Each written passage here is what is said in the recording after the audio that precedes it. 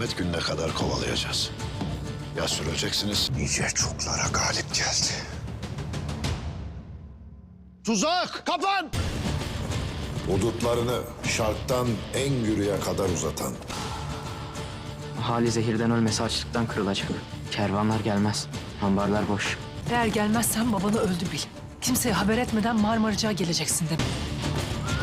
Son nefesin dahi olsa onları senin elinden alacağım. Eflani'nin hakimi, Candar oğullarının beyi, Şemseddin Yaman Candar Bey de orada olacak. Hiç beklemedikleri anda, beklemedikleri yerden saldıracağız. Sultanım, Osman altlarıyla kaçmış.